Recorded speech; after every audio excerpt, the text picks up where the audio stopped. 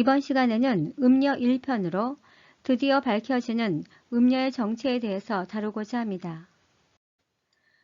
오늘 다루게 될 17장의 핵심은 음녀의 정체를 밝히는 것입니다.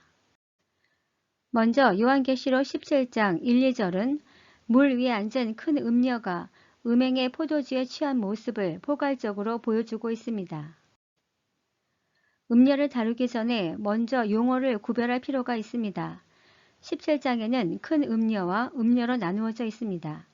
당연히 큰 음녀는 수장이고 음녀는 그 하부 조직에 대한 총칭입니다. 마찬가지로 18장에도 큰 바벨론과 바벨론으로 구별되는데 큰 바벨론은 본산이고 그 하부 조직에 대한 총칭이 바벨론입니다. 그리고 음녀에 관해서는 무천연설은 로마 당시에는 로마 제국을 상징하지만 동시에 오늘날 세상 권력을 상징한다라고 주장합니다. 반면 전천연설은 보편적으로 배도한 교회라고 주장합니다. 그렇다면 누구의 주장이 옳을까요? 첫 번째 힌트로 음녀에 대해 살펴보면 성경에는 두 종류의 음녀가 표현되어 있습니다. 첫 번째는 돈을 받고 몸을 파는 미혼 여성을 지칭한 것으로 불신자들을 상징합니다. 두 번째로는 바람을 피는 기혼 여성을 지칭하는 것으로 이 경우에 배도한 교회를 상징하는데 대표적으로 구약에서는 타락한 이스라엘을 지칭했습니다. 따라서 17장 음녀는 둘 중 하나를 상징하게 됩니다. 두 번째 힌트는 많은 물 위에 앉은 음녀라는 표현입니다. 여기서 물이 상징하는 것은 계시록 17장 11절에서 물은 백성과 무리와 열국과 방언들이라고 밝히고 있는데 이는 세상 모든 사람, 즉 군종을 상징합니다. 따라서 큰 음녀는 세상 사람들로부터 추앙받는 존재임을 알 수 있습니다. 세 번째 힌트로 계시록 17장 2절을 보면 땅의 임금들도 그와 더불어 음행하였고 라는 표현입니다. 여기서 땅의 임금은 불신자 집단을 의미하고 그는 음녀를 지칭하며 세상 임금들이 음녀와 함께 음행을 저지르고 있음을 고발합니다. 이 문구만 보면 불신자 집단과 음녀는 서로 다른 존재임을 알 수 있습니다. 심지어 땅에 사는 자들도 음행에 취했다라고 말하고 있는데 여기서 땅에 사는 자들은 불신자들을 뜻합니다. 그렇기 때문에 음녀는 불신자 집단이 될 수 없습니다. 우리는 앞서 음녀가 갖는 성경적 의미는 불신자 집단 아니면 배도한 교회 둘 중 하나임을 밝혔습니다. 그렇기 때문에 무천연설은 음녀가 불신자 집단이라고 주장하지 못하고 당시 로마 제국이나 세상 권력 같은 음녀의 본질과 무관한 것을 지목하고 있습니다. 왜냐하면 땅에 사는 자, 땅의 임금이라는 표현을 통해 불신자들 집단을 별도로 표현하고 있기 때문입니다. 그렇다면 무천연설은 왜 음녀를 배도한 교회로 지목하지 못하는 것일까요?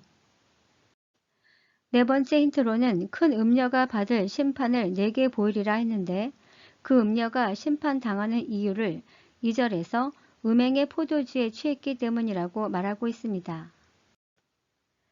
그런데 여기서 음행의 포도주는 바로 성도들의 피를 말합니다. 그리고 취했다는 것은 성도들을 핍박하고 조롱하고 죽이는 것을 즐겼다는 의미가 됩니다. 이는 계시록 17장 6절에 또 내가 보매 이 여자가 성도들의 피와 예수의 증인들의 피에 취한지라 라고 증거하고 있습니다. 결국 성도들의 피를 흘리게 만든 주체가 바로 음녀이고 여기에 불신자 집단이 함께 참여한다는 의미가 됩니다. 이제 요한계시록 17장 3절에서 5절에는 큰 음녀의 정체에 대해 보다 구체적으로 밝히고 있습니다. 여기서 여자는 곧 큰 음녀를 의미합니다. 먼저 3절을 보면 하나님께서 사도 요한을 광야로 데려가 음녀를 보여주고 있습니다. 그렇다면 첫째 짐승과 음녀, 열왕은 왜 광야에 있을까요? 우리는 앞서 12장 6절에서 광야가 뜻하는 의미는 신약 성도가 환난을 피해 도망가는 곳이자 하나님께서 이들을 양육하기 위해 예비된 장소라고 밝힌 적이 있습니다. 하나님이 사도 요한을 광야로 데려간 이유는 참된 성도를 핍박하는 음녀의 모습을 보여주기 위해서입니다. 한마디로 배도한 교회가 참된 교회를 핍박하는 모습이며 이를 증거하는 것이 17장 6절로 사도 요한이 크게 놀랄 수밖에 없었던 이유가 바로 성도의 피에 취해 있는 음녀의 모습이 다름 아닌 교회였기 때문입니다. 사도 요한이 본 음녀의 모습을 요약하면 여자는 붉은빛 짐승을 탔고 또한 자줏빛과 붉은빛 옷을 입고 금과 보석과 진주로 꾸미고 손에 금잔을 들고 있습니다. 여기서 붉은빛 짐승은 첫째 짐승으로 적그리스도이며 붉은 옷과 각종 보석은 사치와 호화로움을 나타내며 금잔은 음녀의 본질, 즉 행실로 여기에는 가증한 물건과 음행의 더러운 것들로 채워져 있는데 이는 도덕적, 영적으로 모두 타락한 모습을 상징합니다. 이러한 음녀와 바벨론은 21장에 거룩한 신부와 새 예루살렘의 모습과 대비되고 있습니다. 이런 이유로 일반적인 전천년설에서는 음녀를 교황으로 의심하는 경우가 많습니다.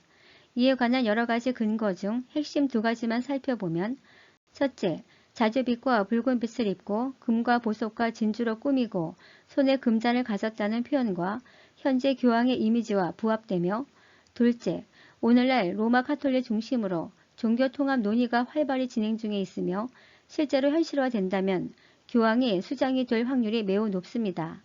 이는 세계 정치사에 막강한 영향력을 미치는 권력자가 됨을 의미합니다. 다섯 번째 힌트로 음녀는 짐승에 올라탄 독자 세력임을 알 수 있습니다.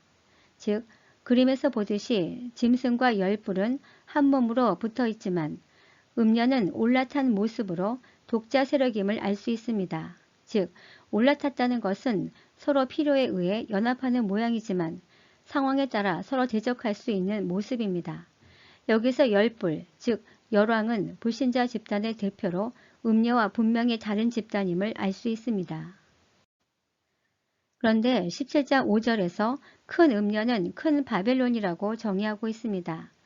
그리고 땅의 음녀들과 가증한 것들의 어미라고 말하고 있는데 여기서 어미로 쓰인 에테르는 아이를 낳고 양육하는 사람이란 뜻으로 큰 음녀 아래 수많은 하부 조직이 있는 거대한 세력임을 밝히고 있습니다.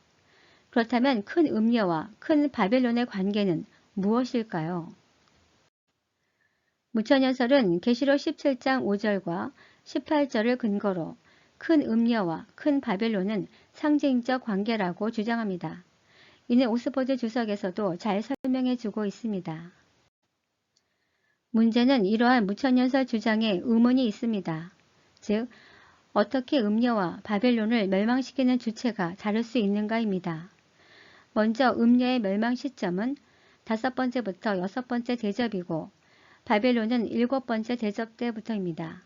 그리고 음녀는 짐승과 열왕에 의해 죽임을 당하는 데 반해 바벨론은 7번째 대접이 쏟아질 때 멸망당합니다.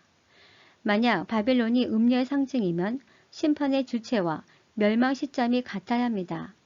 예를 들어 사단의 상징이 붉은 용인데 사단과 붉은 용을 심판하는 주체와 멸망 시점이 다를 수 있을까요?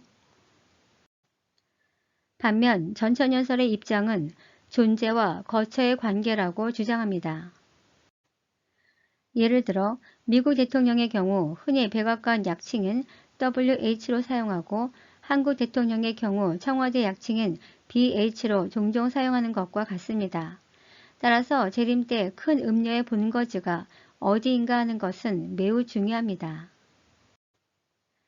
그런데 계시록 11장 8절에서는 큰 성 바벨론에 대해 그들의 주께서 십자가에 못 박힌 곳이라고 말함으로써 명확히 예루살렘을 지명하고 있습니다. 따라서 음녀는 예루살렘이 될 수 없습니다. 왜냐하면 음녀는 명백히 사람 또는 집단을 의미하기 때문입니다. 또한 큰 성 바벨론은 예루살렘을 지칭하므로 로마 제국이 될 수 없습니다. 따라서 큰 성 바벨론은 큰 음녀의 거처로 보는 것이 합리적이며 그 장소가 바로 예루살렘으로 재림 때 배도한 교회의 본거지가 됨을 알 수 있습니다. 다음 시간에는 음녀 2부로 음녀가 비참한 심판을 당하는 이유에 대해서 다루고자 합니다. 감사합니다.